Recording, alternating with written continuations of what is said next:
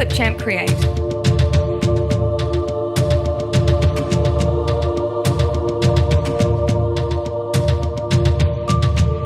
Clipchamp Create.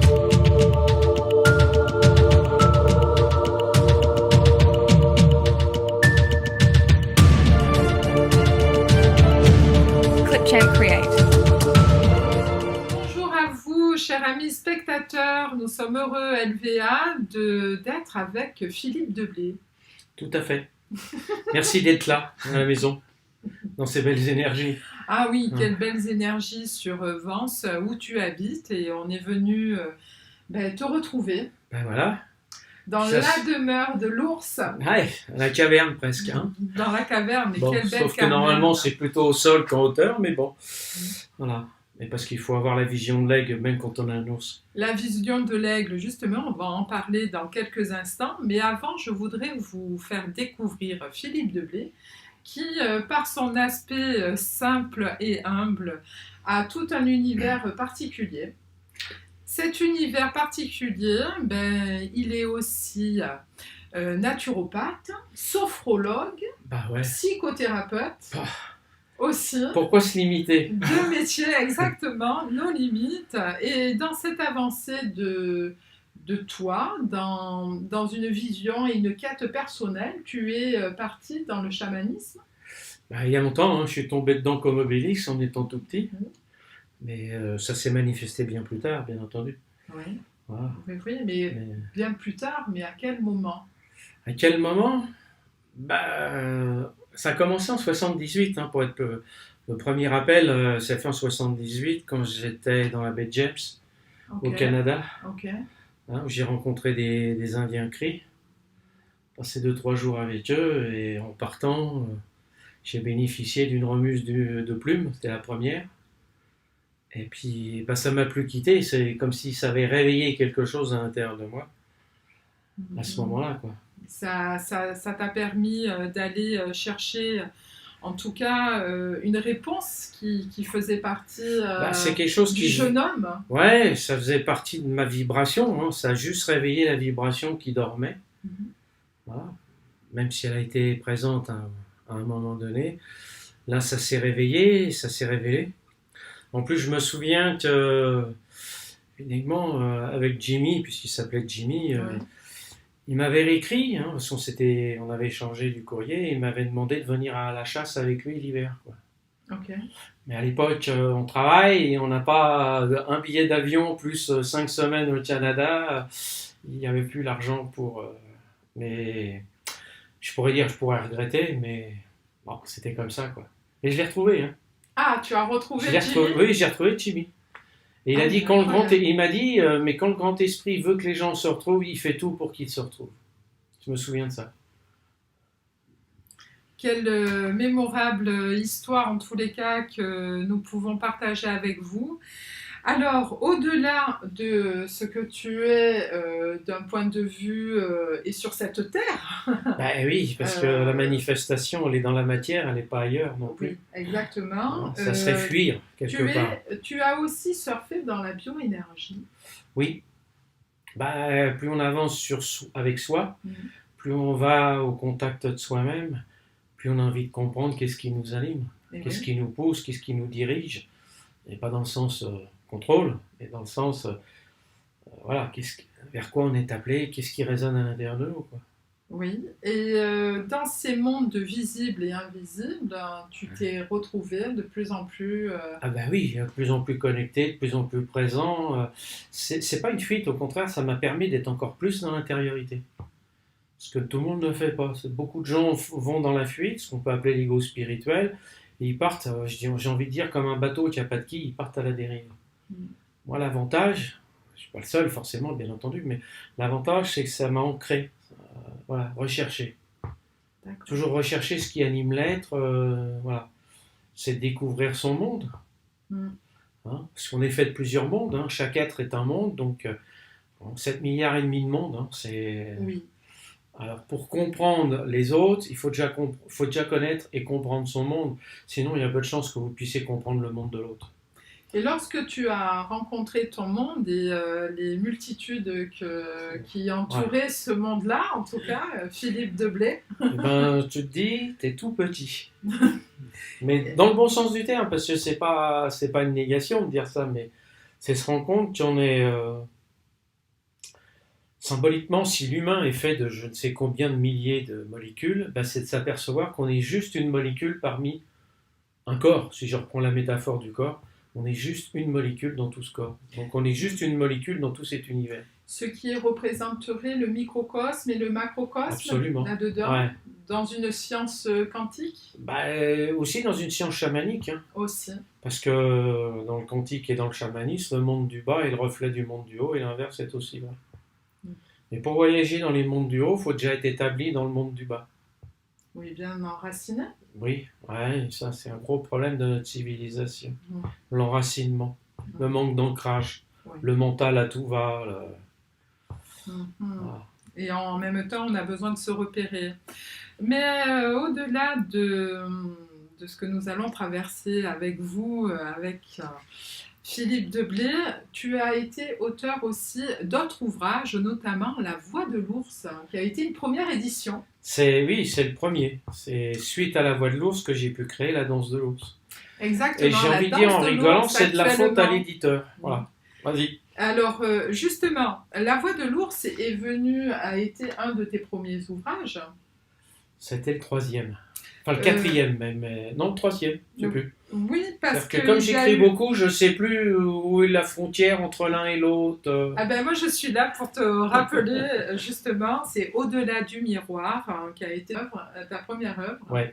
Après il y a eu le psychisme et cancer. Là Ouais.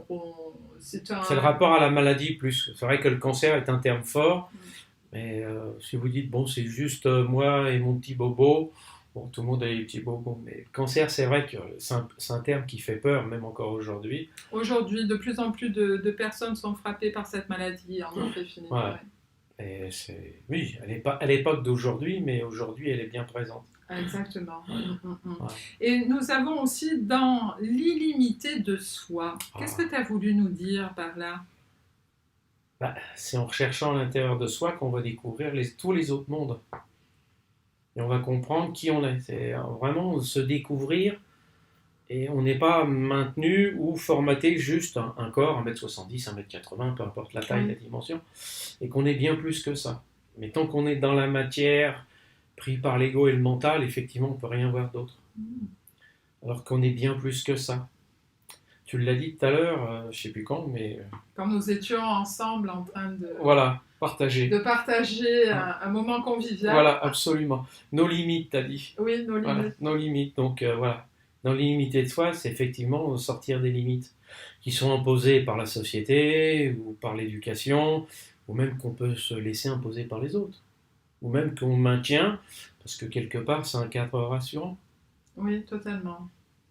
Ça me parle un peu beaucoup, Philippe. Bah oui, je me doute. Je ne dis jamais rien par hasard. Non, il n'y a rien. Il n'y a jamais le hasard. Il n'y a pas de hasard. Et justement, c'est pour ça qu'il y a des connexions qui se passent. Et je suis vraiment ravie de partager avec toi.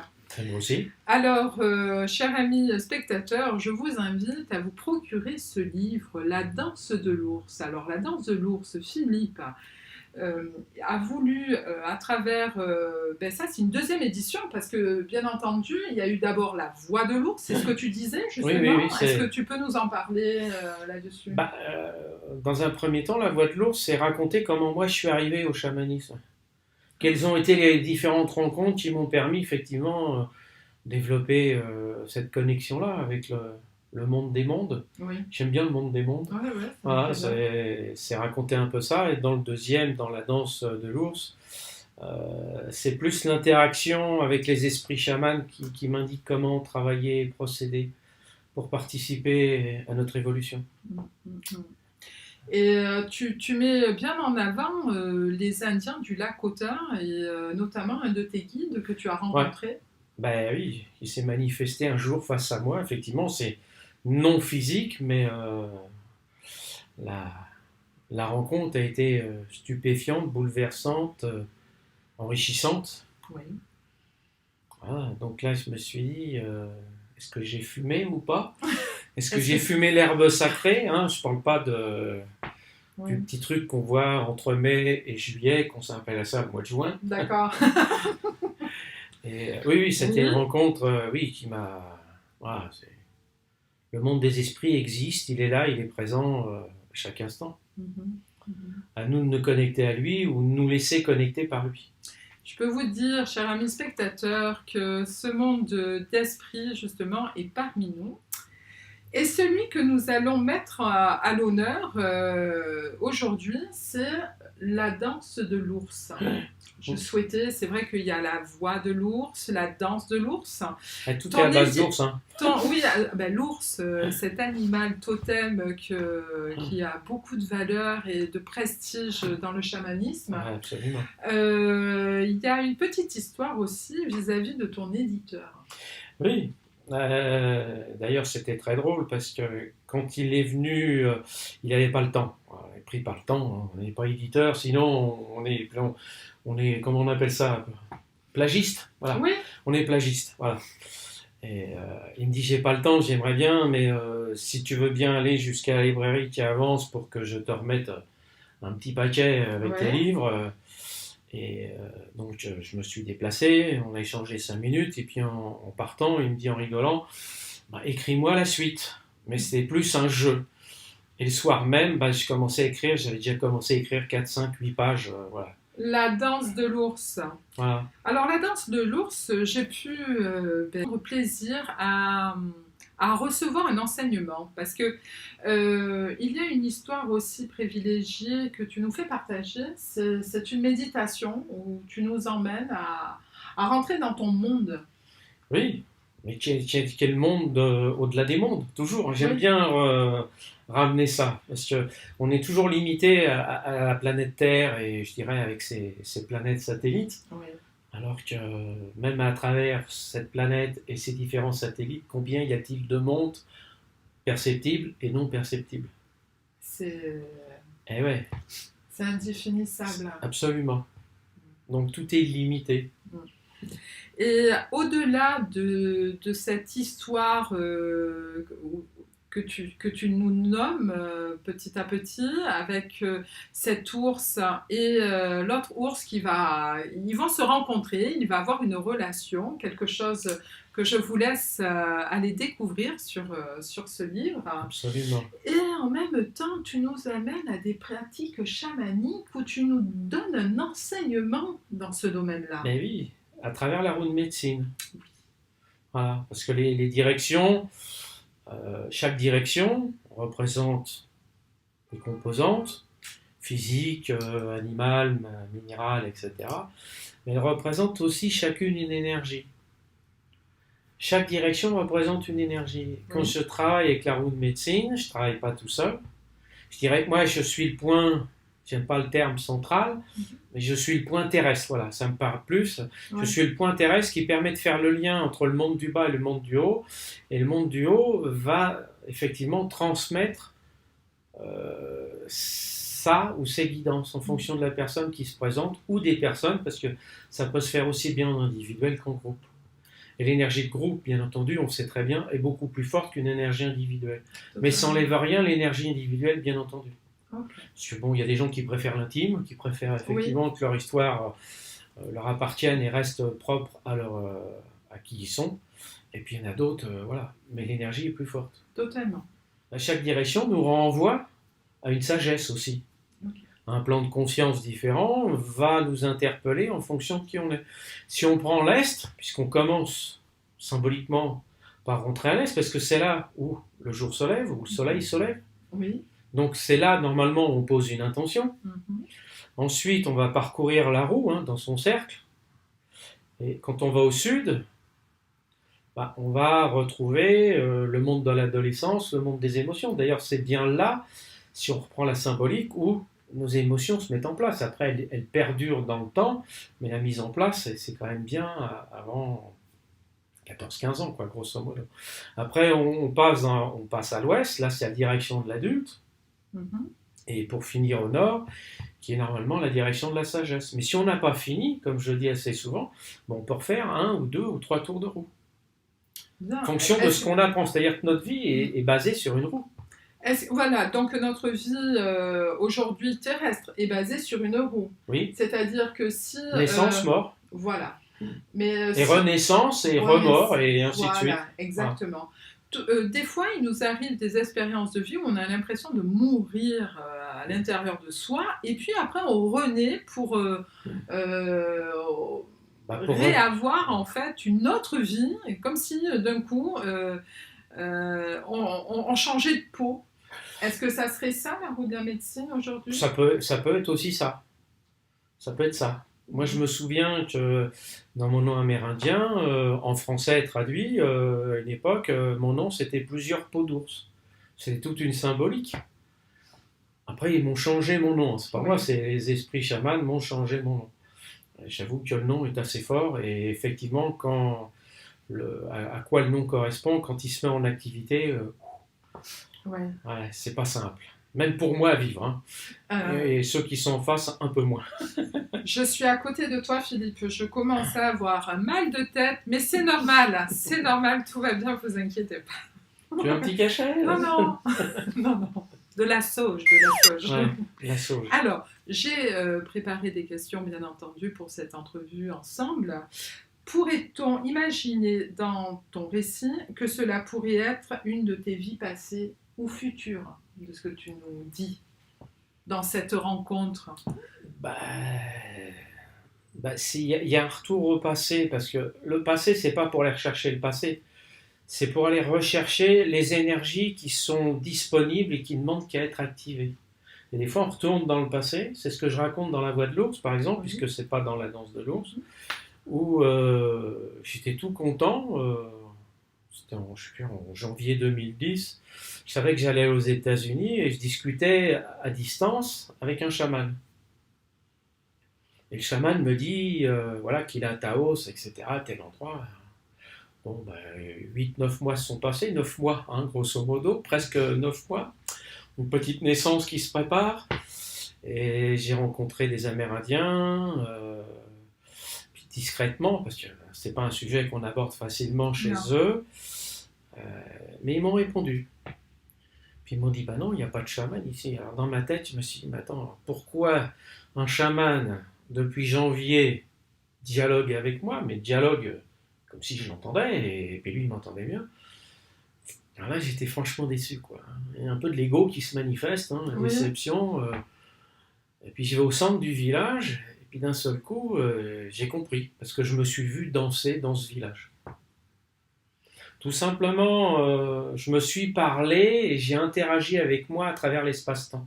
D'accord. D'ailleurs, je suis allé rechercher des énergies chamaniques dont je disposais, entre guillemets, dans le passé. Je dis bien entre guillemets dans le passé. Et je les ai réactivées, effectivement. Et à partir du moment où j'ai pris conscience de ça, effectivement, ça s'est réactivé. Mm-hmm. Mais la première réaction était, mince, ça va. Donc le monde des esprits est très joueur. Hein. Je le vois tous les jours, très joueur. C'est très joueur, et lorsque nous prenons justement, on se prend au piège du jeu pour aller découvrir ces livres que tu as écrits. Et, tu suscites beaucoup d'espoir dans tes écrits, avec ce nouveau monde qui est en train de... qui s'est installé, ça y est. Ah mais il est déjà en marche. Bien sûr. Après, il n'est pas complètement ou entièrement manifesté, mais il est là. Alors, tu dis l'espoir d'investiguer dans l'invisible et dans les autres mondes. D'investir. Donc, tu nous sollicites à nous investir dans... Oui. Comment voulez-vous comprendre qui vous êtes et dépasser qui vous êtes si vous ne vous dépassez pas? Bien sûr. Vous serez condamné, j'aime bien le terme, mais je le mets au premier degré, vous serez condamné à réagir ou à agir en fonction de vos croyances. Donc, à la découverte des mondes, c'est effectivement lâcher ses croyances, lâcher ses limitations, lâcher les interdits, lâcher ses habitudes. Ça en fait des choses à lâcher. Hein. Beaucoup de... Ah ouais. Je fais un petit clin d'œil, je ne sais pas pour qui, mais je fais un petit clin d'œil.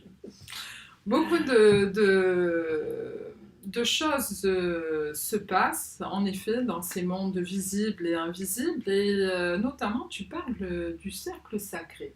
Oui. Tu peux nous en dire un peu plus? Tout est sacré. Je reviens volontairement. Je ne sais plus qui disait, je ne veux pas mettre de nom parce que je peux me tromper, mais tout se fait dans un cercle. Si on regarde la Terre, elle est ronde. Si on regarde le nid des oiseaux, c'est rond. Hein, il y a beaucoup de choses qui sont rondes. Oui. Hein. Puis aller dans un coin, voilà. D'ailleurs, quand on est puni, on va au coin. Oui, au coin. On va au Donc, du coin. coup, on n'est plus dans le rond. Donc on n'est plus dans le rond, on sort du cercle. L'alliance. L'alliance est ronde aussi. Mais le sacré, parce que j'avais commencé effectivement dans un autre livre, j'en avais parlé du sacré, c'est le rapport au féminin sacré, Oui. c'est le rapport au masculin sacré. Mais si vous ne voyez rien de sacré, pourquoi tout est massacré? Oh. Nous avons Et le aussi... jour où commenceront à voir le sacré dans tout domaine, les Amérindiens, tout est sacré. Bien sûr. Il n'y a rien qui est divisé, il n'y a pas de division, il n'y a pas ceci, il n'y a pas cela. Tout est uni, tout est sacré. Nous avons le tambour aussi, Absolument. qui permet en tout cas aux chamans de monter en transe, de faire ses soins aussi. Faire des soins, absolument. Se connecter, hein, c'est tout simplement, ça permet effectivement d'atteindre d'autres mondes. Et oui. Les Lesquels? mondes invisibles, et à Lesquels? savoir lesquels dans Ouais. différents... Mais invisible dans invisible, si on regarde bien, il y a C'est un, et plus loin, visible. Et ça devient incroyable Oui, aussi. aussi. J'aime bien jouer avec les mots. Hein. Je vois ça, Ouais. et on en profite, on se régale. Alors, dans la danse de l'ours nous permet une connaissance sur les Indiens du Lakota, leur culture. Est-ce que tu viens de nous en parler un peu plus parce que c'était un voyage chamanique, dès l'enfance tu as eu aussi ces perceptions qui t'ont amené vers ces Indiens, Bah, oui, tout simplement par rapport à ce qu'on pourrait appeler les annales akashiques ou les, entre guillemets, les vies dites passées, oui, des reconnexions effectivement avec du temps passé à ce moment-là. le temps passé. Le temps passé, voilà, et effectivement, oui. Bah, parce que c'est peut-être, je dirais, dans mon inconscient, dans mon énergie, euh, c'est peut-être une part qui a été beaucoup plus imprégnée chez les Lakota que chez d'autres, mais effectivement, vu que j'ai pas été justement que chez eux, c'est assez étonnant, c'est assez parlant. On en vient à cette mère Gaïa sur laquelle nous siégeons, où nous habitons, tous humains. Le fait que tu nous parles souvent de l'ours et qui est, on va dire, ton animal fidèle, Ah oui, ça, oui, depuis l'enfance, il est toujours là, toujours il présent. te suit beaucoup. Ouais. D'ailleurs, si on faisait le tour de l'appartement, on verrait le nombre d'ours. Ah oui, et c'est Voilà. c'est magnifique. Voilà, parce qu'effectivement, quand on parle d'animal totem, ce qu'on oublie de dire aux gens, c'est d'entretenir le lien avec cet animal totem. D'accord, mais comment veux-tu garder un lien, ou en tout cas, Par des qu'est-ce qu'on pourrait statues, faire? par D'accord. garder, je sais pas, si vous avez le loup, l'ours, bon moi c'est facile l'ours, mais si vous avez le serpent, pourquoi pas le serpent? Hein. Pourquoi pas avoir des statues, des peintures avec des serpents dedans, et puis de lui parler. C'est pas parce que c'est pas présent physiquement qu'il n'y a pas d'énergie possible, disponible. Dans chaque animal totem, il y a une forme de guérison. Oui, ils sont là pour ça. Ouais. Si on prend l'ours symboliquement, qu'est-ce que fait l'ours? Parce que c'est l'ours que je connais le mieux quand même, hein, malgré tout, même si je connais les autres. L'ours, il est là pour danser sur les peurs. Hein. Donc c'est pour ça la danse de l'ours, parce qu'il écrase les peurs, hein, il les ramène à ce que c'est, rien. C'est une illusion, et l'ours peut danser sur l'illusion, il écrase l'illusion, il écrase les peurs. J'adore. C'est pour ça que l'ours me convient pertinemment avec le métier que je fais. Bien sûr. Et tu as l'ours, et il y a aussi souvent l'aigle que tu fais apparaître sur tes peintures. Oui, mais pourquoi l'aigle? Parce que l'aigle, il a une vision. Oui. Si on regarde bien, bon, il y a dans les pays européens, il y a la buse, enfin, il y a des autres. C'est l'aigle chez nous, symboliquement. Mais si on regarde chez les Amérindiens, c'est l'oiseau qui vole le plus haut dans le ciel. Donc symboliquement, c'est l'oiseau qui est le plus près du grand esprit. Bien sûr. Donc voilà. Et puis c'est sa vision. Une souris, moi, voilà, je regarde la nature à travers la fenêtre là, qui est là. Bah, l'aigle, la petite souris là qui peut longer le petit bord, là, nous on va pas le voir, mais l'aigle lui va le voir. Ouais. C'est aussi prendre de la distance par rapport aux choses. Quand vous êtes en haut, vous n'êtes plus dans l'émotionnel. On prend de la distance. Donc avoir le regard de l'aigle aussi, c'est avoir une distance par rapport à une problématique. Mhm. C'est pas se laisser plonger dedans. Il y en a qui brassent là-dedans, ils brassent le mental à toute berzingue. Comment voulez-vous qu'ils en sortent, hein? Et dans cette société qui est de plus en plus compliquée, on est amené à, pour certaines personnes, à véhiculer énormément dans le mental. Ben, quand on imagine, je l'ai encore lu là, je sais plus quand, il y a 2 ou 3 jours, je sais plus qui parlait de ça parce que je ne retiens pas tout. Quand on sait que la moyenne c'est 70 000 pensées le jour, ça fait peur quelque part. Et comme c'est rarement une pensée positive, vous imaginez la loi d'attraction dans ces Oui, cas-là. totalement. Parce que si je ramène ça à la loi d'attraction, 70 000 pensées qui ne sont pas justes, qui ne sont pas équilibrées, qui sont ce qu'elles sont, bien entendu. Imaginez ce que vous allez créer dans votre vie. Mm. Si je suis pas centré, donc entre guillemets déséquilibré, je ne peux pas attirer l'équilibre à l'intérieur de moi. Complètement. Alors Philippe, à travers ces ouvrages, La danse de l'ours, que vous retrouvez aux éditions Élix, Elix, Jean-Philippe Castan, j'en fais un petit clin d'œil en même temps. Parce que, exactement, si voilà. tu nous entends. Mais il va nous entendre. Hein. Bien sûr. Alors, il y a aussi d'autres ouvrages qui me tardent de me munir. Cher ami, nous avons eu le privilège de profiter un petit peu de Philippe Deblé que vous pourrez retrouver notamment dans des séminaires que tu amènes assez rapidement en Égypte, là, bientôt. Là, oui, la semaine prochaine. Et bon, après, d'autres événements dans le cours de l'année 2020 On va tout faire, on va tout où mettre en on a place. hâte de te revoir. 2020 est une année 4. Hein. Donc le carré, la base. La base. La base. Donc voilà. Il y a plein de choses, effectivement, qui sont en jeu. Et quand tu dis la base, c'est les racines, hein, les Oui, fondamentaux. les fondations, les racines, la stabilité. Bien sûr, Hein, une base, ouais, c'est bien, carré. c'est carré. Mais pour un cheminement qui est rond, des fois, c'est juste un clin d'œil. Mais on a besoin de base, oui. Pour nos spectateurs qui nous suivent, qu'est-ce que tu leur dirais pour cette fin d'année qui est en train de se passer? Le premier mot qui me vient, c'est faites-vous confiance. Oui. Faites-vous confiance, recherchez vos qualités qui sont à l'intérieur de vous et recherchez en vous, n'allez pas rechercher sans arrêt à l'extérieur parce que c'est un gros défaut, c'est d'aller chercher sans arrêt ce dont on a besoin à l'extérieur. Alors je ne dis pas que c'est inutile, mais il est peut-être bon aujourd'hui d'apprendre à vraiment rechercher à l'intérieur de soi. Ça sera le titre du prochain ouvrage, Voyage vers la supraconscience. J'adore. Je me permets de faire un petit peu de pub. Permets-toi, permets-toi. On vous embrasse et bonne fin d'année à tous. Voilà. À bientôt. Je vous souhaite un bon voyage avec la voix de l'ours, la danse de l'ours, mais voyagez surtout avec vous. Vous avez le plus beau véhicule qui est là sur la planète et c'est vous qui le possédez. Et ne vous laissez pas posséder parce qu'il vient de l'extérieur de vous. Au revoir. Au revoir.